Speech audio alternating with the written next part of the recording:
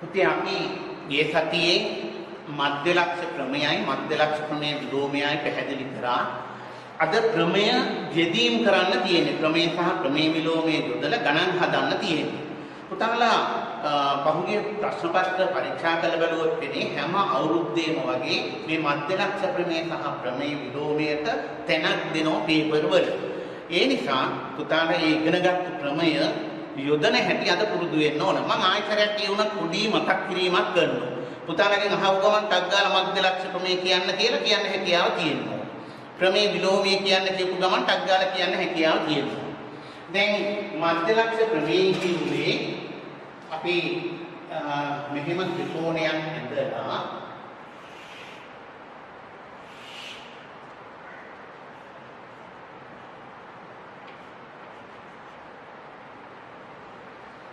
මානි දක්ෂුව මේ කැපිටල් අකුරු වලින් තමයි ජ්‍යාමිතියේ අකුරු පෙන්වු කරන්නේ. කොයිලාවකට මෙහෙම කරන්න එපා කියන එකට අද සමානව කරනවා. මෙහෙම ලකුණු තමයි අපි තුමු සමානම XY ත්‍රිකෝණයක් ගමන් මෙහෙම ලියනවා. මෙහෙම ලියන්න එපා. ජ්‍යාමිතියට ලියන්නේ පුතේ capital A capital Y capital Z ඒ විදිහටයි ලියන්නේ. ඒක මතක තියාගන්න ඕන. දැන් ඔන්න මම ත්‍රිකෝණයක් ඉඳලා කරන දේ බලන්න. ආයි මතක් කිරීමක් මේ කරන්නේ AB රේඛාවේ මධ්‍ය ලක්ෂය ලකුණු කරනවා මේක බලන්න පුතාලා තමයි පේන්නේ මේ මැද දෙක ලකුණු කරපු එකේ හොඳද කියලා. හරි අපි හිතමු කොහොම බලන්න මධ්‍ය ලක්ෂය හරිද කියලා. හරි වගේ ඔන්න ඒක. මධ්‍ය ලක්ෂයක් ලකුණු කරපු ගමන්ම සමාන ලකුණු ගන්න ඕනේ මෙහෙම. ඊට පස්සේ මම තව පාදයක මධ්‍ය ලක්ෂය ලකුණු කරනවා. මේ පාදයේ මධ්‍ය ලක්ෂය y. එතන මධ්‍ය ලක්ෂණ මෙහෙම රේඛා ලකුණු කරන්න ඕන. ඊට පස්සේ මම කරන්නේ දැන් මේ කරපු වැඩ ටික ඇහුවොත් ත්‍රිකෝණයක් ඇඳලා ඒක ABC කියලා නම් කරා AB පාදයේ මධ්‍ය ලක්ෂය කියලා ලකුණු කරා AC පාදයේ මධ්‍ය ලක්ෂය y කියලා ලකුණු කරා. ලකුණු කළා මේක යා කරනවා මෙහෙම. එහෙම යා කරාම මෙහෙම මම යා කරේ පුතේ y x යා කරනවා කියන්නේ y ගෙන් පටන් ගන්න මේකට. XY යා කරනවා කියන්නේ එකෙන් පටන් ගන්න මේ පැත්ත. එහෙම යා කරාම පුතාට පැහැදිලි ලක්ෂණයක් පේනවා ඇති. මේ රේඛාවට සමාන්තරක් තියෙනවා. ඒ වගේමයි දිගමැන්නොත් මේ රේඛාවේ දිගමැන්නොච්චරක් අපේ උදා පොඩ්ඩක් තියෙන මේ රේඛාවේ දිග ඒ වගේ දෙතුනක් වෙනවා. දැන් මම මේ වාසිත් කියලාම නේ ගන්න පොඩ්ඩක් මගේ අත දිගම දියවන්න බලන්න. ඔහොම දෙතුනක් වෙනවා. ඒ කියන්නේ මේකේ දිග සෙන්ටිමීටර් 10 නම් මේක දිග සෙන්ටිමීටර් 5. මේ සත්‍යතාවය තමයි මධ්‍ය ලක්ෂ ප්‍රමේයකින් ඉගෙන ගන්න. ඒ සත්‍යතාවයක බොරුවක් නෙමෙයි. එතකොට එහෙනම් මොකද්ද මධ්‍ය ලක්ෂ ප්‍රමේය කියන්නේ? ත්‍රිකෝණයක පාද දෙකක මධ්‍ය ලක්ෂය කරන රේඛාව ඉතිරි පාදයට සමාන්තරව වෙනවා දිගමැන්නොත් මේ රේඛාවෙන් හරියටම භාගයක් වෙනවා. දැන් පුතාලා හිතෙන් කියන්න බලන්න මධ්‍ය ලක්ෂ ප්‍රමේය ගියසකේ ඉගෙන ගන්න එක තමන්ට දක්ෂතාවයේ තියෙනම ප්‍රමේය මතක් කරගන්න. කියන්න පුළුවන් නම් පුතාලා තනියම කියන්න බලන්න. ත්‍රිකෝණයක පාද දෙකක මධ්‍ය ලක්ෂය කරන රේඛාව ඉදිරි පාදයට සමාන්තරව අතර ඉන් හරියටක් නේ. ප්‍රමේය විලෝමයෙන් කිව්වේ ත්‍රිකෝණයක එක පාදයක මධ්‍ය ලක්ෂයේ පිට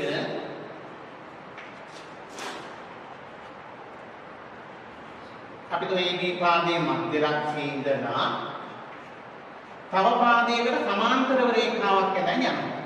BC ට සමාන්තරව දෙන්නක් පුළුවන්. AC අපි AC ට සමාන්තරව මෙන්න බලමු සමාන්තරව. සෑහෙන සමාන්තර රේඛා හොඳද බලන්න පුතේ? හොඳ නැහැ. සමාන්තර නැහැ. අයියෝ ඒකනේ. ඒ නිසා අපි සමාන්තර වැඳගෙන ගියොත් ඔන්න එකක් මේ AC ට සමාන්තර වැඳගෙන ගියොත් මෙන්න මෙහෙම ඒ සමාන්තර රේඛාව මේ රේඛාවේ මධ්‍ය ලක්ෂය හරහා යන්නේ. ඒ කියන්නේ මේ දිගයි මේ විශාලත්වය සමාන වෙනවා. එතකොට මධ්‍ය ලක්ෂ ප්‍රමේය විලෝමය මතක් කරන්න ත්‍රිකෝණයක එක් පාදයක මධ්‍ය ලක්ෂයේ සිට තවත් පාදයකට සමාන්තර රේඛාවක් ඇඳුවොත් ඉතිරි පාදයේ සමච්ඡේදනය වෙනවා. එහෙනම් ඔය දෙක මෙනෙහි කරගෙන ඔය දෙක පටපාඩලේ තියාගෙන තමයි ගණන් හදන්න සූදානම් වෙන්න ඕනේ. අපි ඒක ගණන් කීපයක් හදමු බලන්න. දැන් පුතාලා මම බෝඩ් එකේ අඳින රූපය ඇඳ ගන්න ඕනේ. අද දිනේ දාලා අද ඒ දිනේ දාලා හදන පළවෙනි ගාන. එතකොට මාතෘකාව වෙන්නේ මධ්‍ය ලක්ෂ්‍ය ප්‍රමේය යටතේ ගැටලු. මධ්‍ය ලක්ෂ්‍ය ප්‍රමේය යටතේ ගැටලු. අපි එදා ගණන් දෙකක් ඔය හැදුවා කමක් නැහැ කිව්වේ. අපි අද ඉඳලා කරගෙන යමු.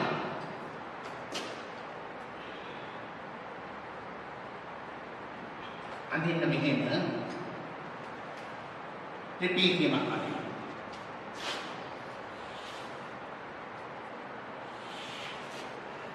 මේ පාදය මේකට සමානයි.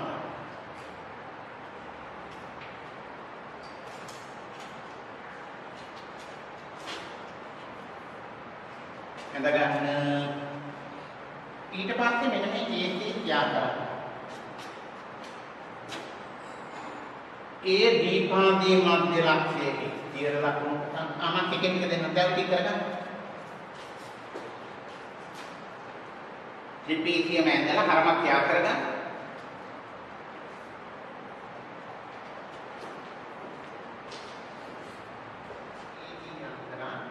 AD ගේ මධ්‍ය ලක්ෂ්‍යයේ එක් කියලා කරා.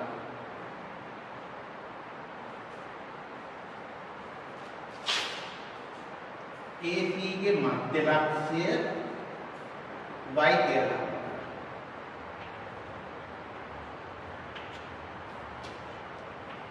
ඊකට මේක දික් කරන්නේ. මෙතන කැපෙන තැන ඉස්සෙල් කියලා.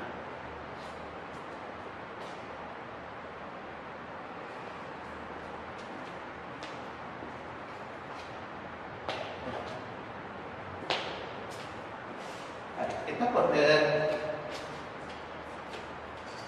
මේක එතකොට විස්තර ටික අහගන්න ABCD ත්‍රිපිටකයේ AB සමාන්තරයි DC AD පාදයේ මධ්‍ය ලක්ෂ්‍යය X AC පාදයේ මධ්‍ය ලක්ෂ්‍යය Y. එතකොට මේ XY යා කරලා තියෙනවා. XY යා කරලා XY දික් කරලා තියෙනවා කැපෙන තැන ඉස්සර. මම හිතනවා දැන් පුතාල මේ රූප සටහන ඇඳගෙන ඇතේ කියලා මම හිතනවා.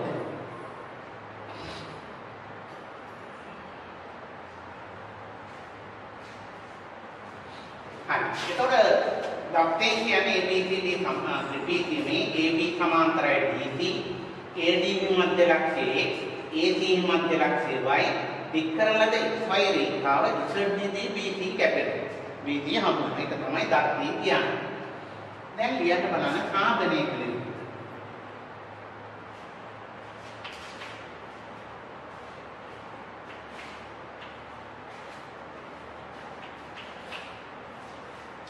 පළවෙනි එක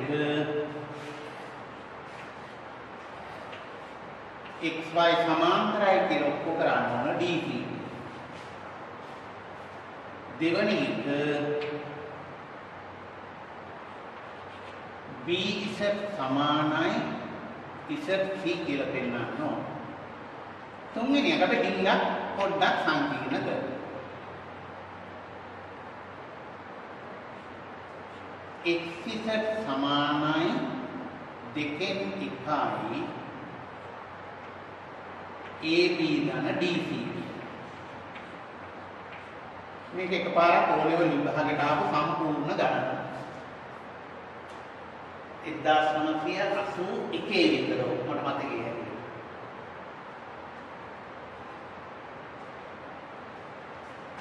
දැන් පළවෙනි කොටසයි දෙවෙනි කොටසයි තාට කරන්න පුළුවන්. පළවෙනි කොටස තියෙන්නේ XY රේඛාව DC ට සමාන්තරයි කියලා. මධ්‍ය ලක්ෂ්‍ය ප්‍රමේය ආයතනය මතක් කරගන්න ත්‍රිකෝණයක් තියෙනවා. ඒ ත්‍රිකෝණයේ පාද දෙකක මධ්‍ය ලක්ෂ්‍ය ලකුණු වෙලා යා වෙලා තියෙනවා. මේ රේඛාව ගැන දන්න සිද්ධියක් තමයි ඒ රේඛාව මේ රේඛාවට සමාන්තර මධ්‍ය ලක්ෂ්‍ය ප්‍රමේය කියන්නේ ඒකයි. ඒක දෙලින්ම එකවර යවන්න පුළුවන් මේ ත්‍රිකෝණය. මේක මේ ත්‍රිකෝණය.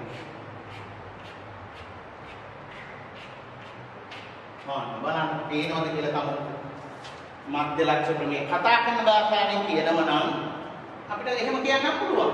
ADC ත්‍රිකෝණේ AD පාදයේ මධ්‍ය ලක්ෂ්‍යය නිසා AC පාදයේ මධ්‍ය ලක්ෂ්‍යය Y නිසා XY සමාන්තරයි DC. හේතුව මධ්‍ය ලක්ෂ්‍ය ප්‍රමේය අනුව. නමුත් අපි කතා කරන භාෂාවෙන් නෙමෙයි තියෙන භාෂාවක් උරු කර ගන්න ඕන. මම කියන්න තනියම උත්සාහ කරන්න. ADC ත්‍රිකෝණයේ AX සමානයි XD X මධ්‍ය ලක්ෂ්‍ය. AY සමානයි YC Y මධ්‍ය ලක්ෂ්‍ය. එම නිසා XY සමාන්තරයි DC වරහන් ඇතුළේ යන මධ්‍ය ලක්ෂ්‍ය ක්‍රමය අනුව. මම ආයෙ කතාවක් කියන්නම්කෝ. ඊට තනියම මම ගන්න. එතකොට තමයි පුළුවන් වෙන්නේ. ADC ත්‍රිකෝණයේ අර AD පාදයේ මධ්‍ය ලක්ෂ්‍යයේ x කියන එක අපි ලියනවා මෙහෙම. AX සමානයි XT X මධ්‍ය ලක්ෂ්‍යය. AY සමානයි YT Y මධ්‍ය ලක්ෂ්‍යය. එම නිසා XY සමාන්තරයි DC වරහන් ඇතුළේ යන මධ්‍ය ලක්ෂ්‍ය ක්‍රමය අනුව විනාඩියක් දෙන්න කලින්ම හදන්නත් ගන්නවා. විනාඩියක් සාධනය කිරීම කියලා ඔන්න දැන් මම සාධනය කරනවා. පුතාලා හදපු අය හරි දාගන්න ඕන.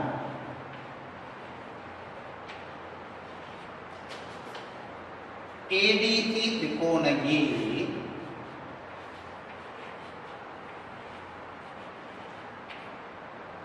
AX සමානයි XD. වඩා ලස්සනකට එහෙම ලිව්වම AX සමානයි XD. X මධ්‍ය ලක්ෂ්‍යය. හේතු ලියන්න ඕනේ ඒ රීසන් හේතු ලියන්න නැත්නම් ඒක තර්කණයක් කියන්නේ නැහැ. AY සමානයි YT Y මධ්‍ය ලක්ෂ්‍යය. එම නිසා මොන නිසාද මෙන්න මේ කාරණා ගැලපුණු නිසා අපේ අවශ්‍ය උත්තරේ කරා ළඟා වෙන්න පුළුවන්. XY සමාන්තරයි DC මධ්‍ය ලක්ෂ්‍ය ක්‍රමය අනුව මධ්‍ය ලක්ෂ්‍ය ක්‍රමය අනුව ඔන්න පළවෙනි එක සාධනය කරලා ඉවරයි. පුතාලා හරි දාගන්න. ඔන්න මේ ඔයිටගේ උත්තර කරනවා. ඔව් නේ ඒක දැනගන්නවා. දැන් ඊළඟ එක BZ සමානයි ZT කියලා උත්තර කරනවා. එතකොට පුතාලා තේන්න ඕන මෙන්න මේ ත්‍රිකෝණය කලකනවා. ඒ ත්‍රිකෝණය කලකනකොට පුතාලා හිතෙනවා මේක මධ්‍ය ලක්ෂ්‍ය ප්‍රමේය දාලා හරියන්නේ නැහැ. ප්‍රමේය විලෝමීය තමයි දාන්න වෙන්නේ. ඊට කලින් ඔප්පු කරගන්න ඕන AB සමාන්තරයි YZ කියලා. මෙහෙමයි. DC සමාන්තරයි XY DC සමාන්තරයි AB නිසා AB සමාන්තරයි YZ. ඒ රේඛාටික සමාන්තර කියලා කියා ගන්න ඕන.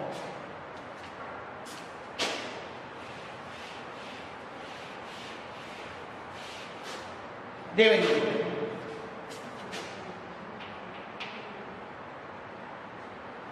DC සමාන්තරයි AB DC සමාන්තරයි XY එම නිසා AB සමාන්තරයි YZ. මේක සමාන්තරයි මේක සමාන්තරයි මේක. ඒ නිසා මේ දෙක සමාන්තරයි. දැන් අන්න මේ ත්‍රිකෝණයට මධ්‍ය ලක්ෂ්‍ය ක්‍රමයේ විලෝමය දාන්න පුළුවන්. ABC ත්‍රිකෝණයේ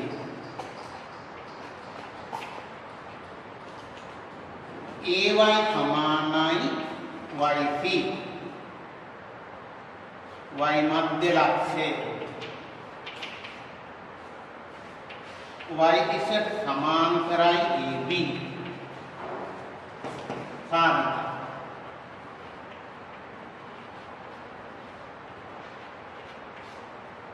එම නිසා BZ සමානයි ZC මධ්‍ය ලක්ෂ්‍ය ක්‍රමයේ විලෝමය අනුව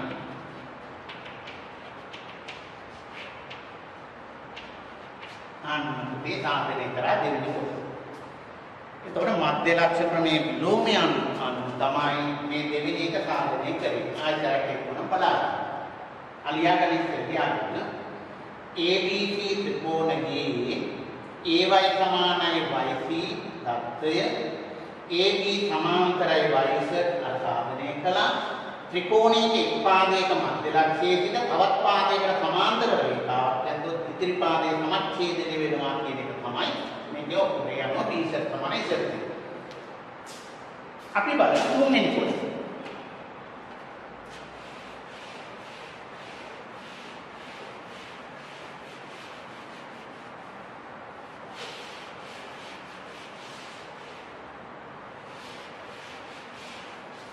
තුන්වෙනි කොටස සාධනය කරන්න තියෙන්නේ මට මතකත් නැහැ.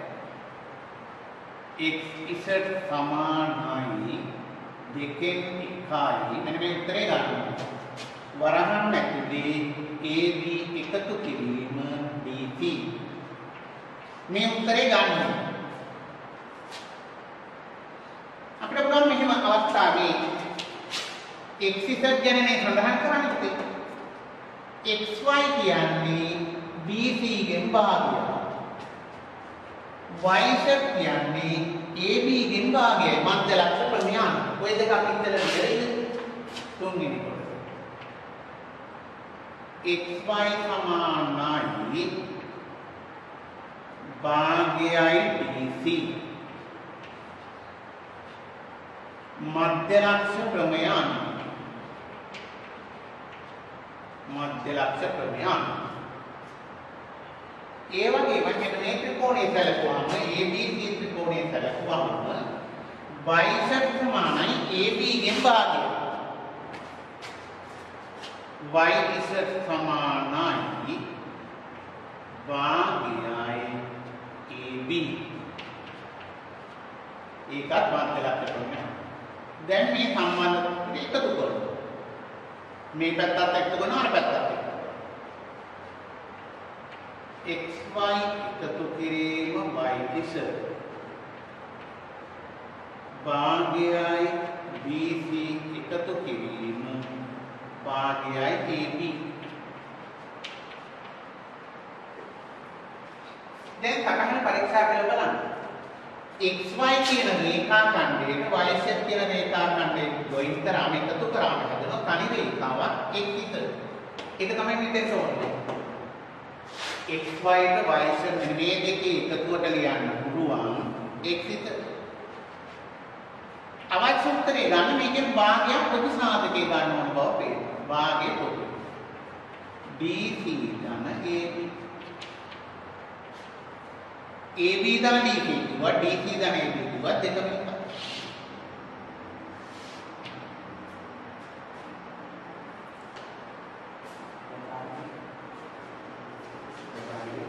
අපි උදේ දැන් මොහොතකට කලින් කරේ ඒ දෙවෙනි පේපර් ගණනක් නේ. ඒක ටිකක් අපි කෙටි පේපර් ගණනක් හදමු. මේ ගණන ආවේ පුතේ 2018. ඔන්න බලන්න.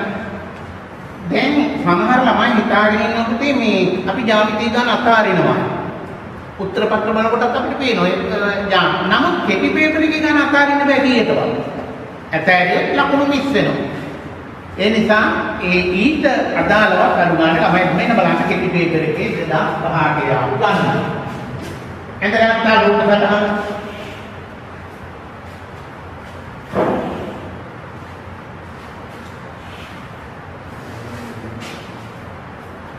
මගේ රූප සටහන හරියේ නැත්තේ ඔන්න මම කරනවා එහෙම තමයි. ඉතින් ගෙවල් හදලා කඩන්න ඉතින් වැරදුනා. බලන්න රූප සටහනක් වැරදුනා නම් අපිට ආයේ මේ කම්මැලි හිතන්න එපා. මොකද අංශක 100 තියෙනවා මගේ අකුවක්. ඒකයි මගේ අත වැරදුනේ.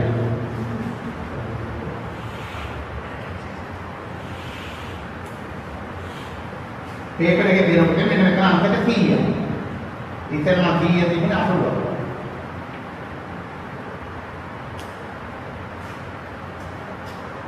A B D එතන A මෙතන B D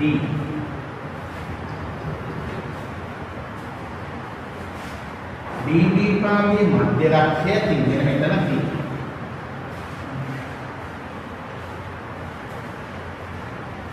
AB පාගේ මධ්‍ය ලක්ෂය F.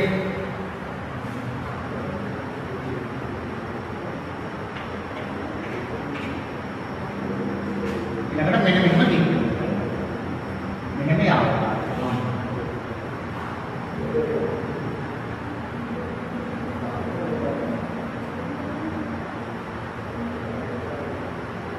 මෙතන අකුර E. මෙන්න මේ කෝණය අංශක 20. අංශක 20.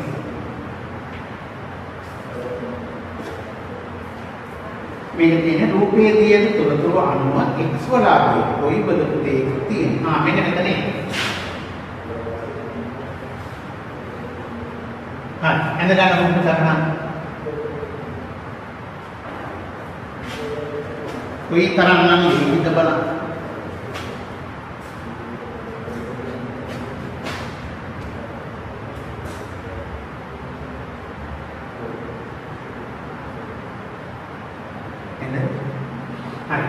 ඒකේ ප්‍රඥා නිර්වාණය හැම ගණනකම වගේ කොයිතරම් මේකද බලන්න පිළිම මධ්‍ය ලක්ෂණය දාන්න පුළුවන් නේ. ABD ත්‍රිකෝණයේ තියෙනකොට පාද දෙකක මධ්‍ය ලක්ෂ ලකුණු වෙනවා. DB පාදයේ මධ්‍ය ලක්ෂයේදී AB පාදයේ මධ්‍ය ලක්ෂයේ එකවරම මතක් වෙන්න ඕනේ. එතකොට මෙන්න මේ රේඛාව මේකට සමාන්තර බව. එකගන්න මතක් වෙනවා. සමාන්තර බව. ඔන්න මේක මේකට සමාන්තර. දැන් මේ රේඛාවට සමාන්තර නිසා මෙතන තියෙනවා මෙතන 100 අනුරූප කෝණවල. සමාන්තර රේඛා දෙකක් තීරක රේඛාවකින් ඡේදෙන්නා මෙතන තියෙනවා මෙතන 100යි. දැන් x වෙන පුළුවන් අහිංසක විදිහට හදලා නම් මෙතන තියෙනවා මෙතන 80. 80යි 20යි 100. එතන එකතු කරලා මෙතන ගන්න පුළුවන්. එහෙම නැත්නම් හදන්න පුළුවන් මේ ත්‍රිකෝණය මේ පාදේ මෙහාට දික් වෙලා බාහිර කෝණය 100. ඒක සමානයි මේ දෙකේ එකතුව. x ධන 20 සමානයි 100. x සමානයි 100 විතරකට ක්‍රමාන්ත කරමු. හරි අපි දැන් අවධාන වශයෙන් අපි කවදාවත් හදනවා. අමුතු ගණන් කරනවා.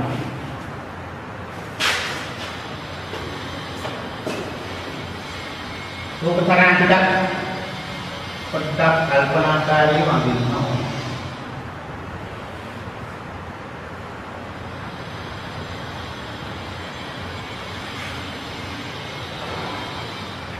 අනේ චිත්ත වඩා හොඳයි මේ පාඩේ තියෙන සමාන වෙනවා කියලා අඳිනවා. මේ කෝණය මේකට සමාන.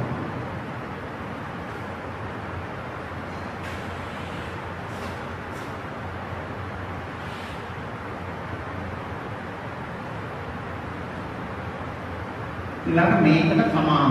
අපිට කැඳ ගන්න නැත්නම් වැඩේ දෙන්නේ. අපිට කැඳ ගන්න.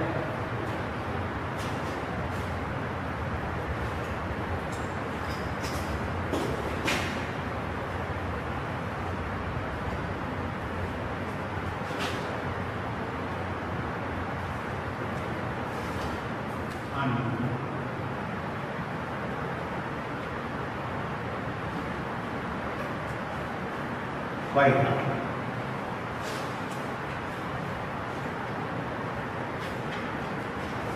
සාධනය කළ යුතුයි.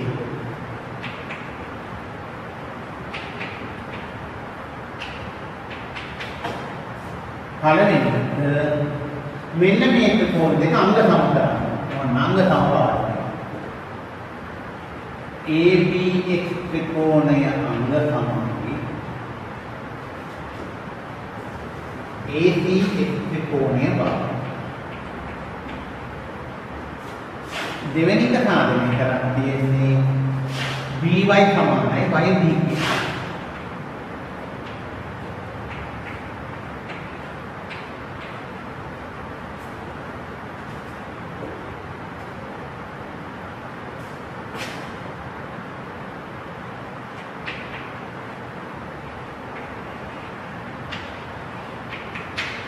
දැන් ගන්න මේ ත්‍රිකෝණ දෙක අනුකූල ගන්න තනියම හැකියාව තියෙනවා. මම මුල පුරල දෙනවා තනියම සටහන. ABX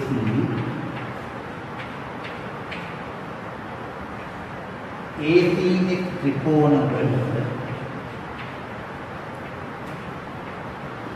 කරුණු තුනක් ලියන්න. තරංගකම කරන්න කරුණු තුනක්.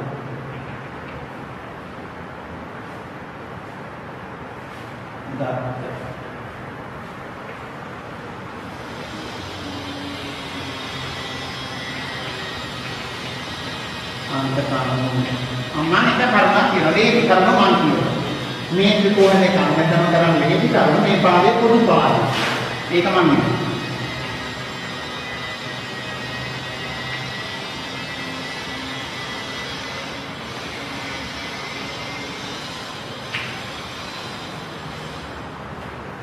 එම නිසා ABX ත්‍රිකෝණය අංග සමානයි ACX ත්‍රිකෝණය අවස්ථාව ඕකෝපාවස්ථාව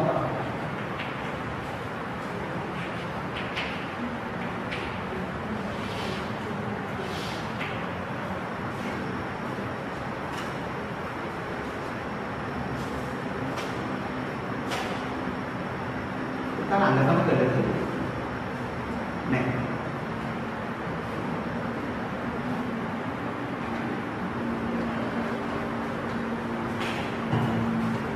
අංග සම කිරීම සඳහා බලන්න හිස්ටයින් වලට එන්නේ මේ කෝණය සමානයි මේ කෝණය සමාන වෙන්නේ කියන්නේ BAX කෝණය සමානයි CAX කෝණය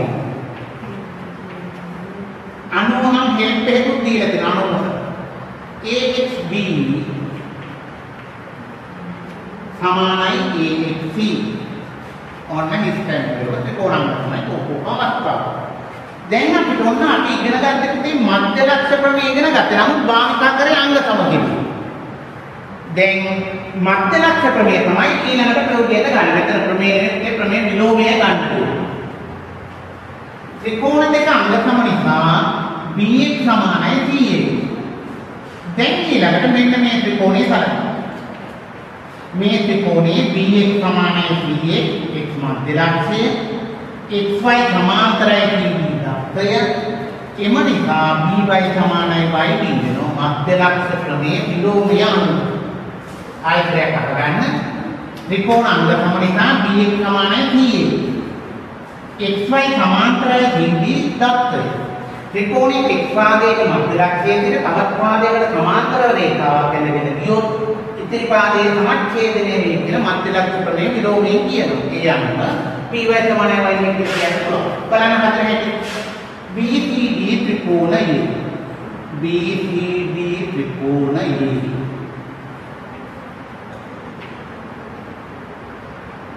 BX සමානයි XC.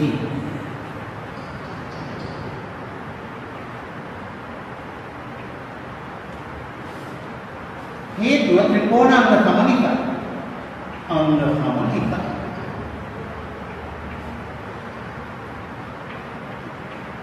xy සමාන්තරයි CD දත්ත.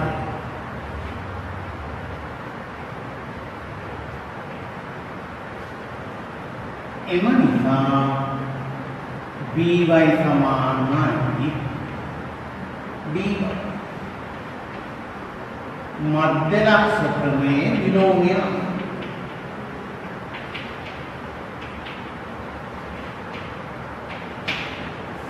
මධ්‍ය ලක්ෂ ක්‍රමයේ විලෝමය